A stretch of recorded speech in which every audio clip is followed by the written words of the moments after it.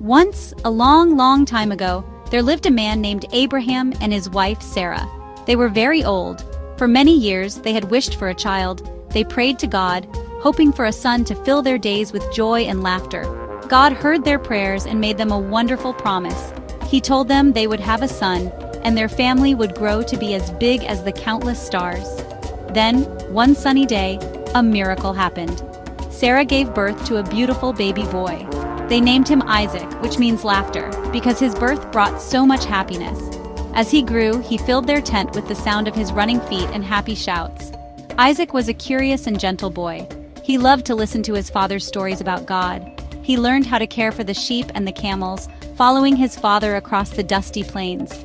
He was their precious son, treasured every single day. They thanked God for this incredible gift. As Isaac grew into a young man, he carried a quiet strength in his heart. This knowledge shaped the man he would become. One day, God decided to test Abraham's faith.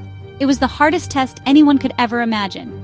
God spoke to Abraham and said, "Take your son, your only son Isaac, whom you love, and go to the land of Moriah. There you must offer him as a sacrifice." Abraham's heart must have broken into 1,000 pieces, but Abraham trusted God even when he could not understand. He woke early and prepared for the long journey. Isaac, now a strong young man, did not know about God's command. They walked on together, father and son, side by side, climbing the lonely mountain toward a moment that would change them forever.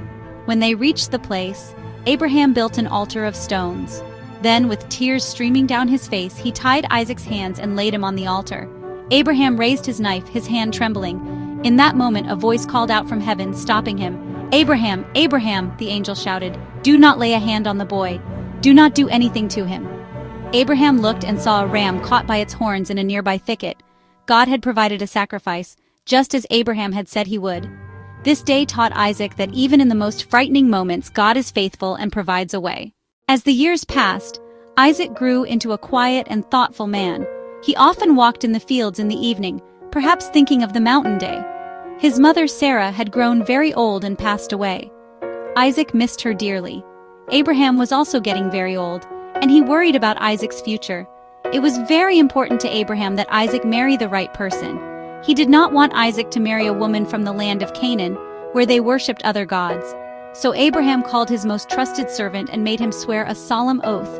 "Put your hand under my thigh," Abraham said. "Swear to me by the Lord, the God of heaven and earth, that you will not get a wife for my son from the daughters of the Canaanites, but you will go to my country, to my own relatives, and get a wife for my son Isaac.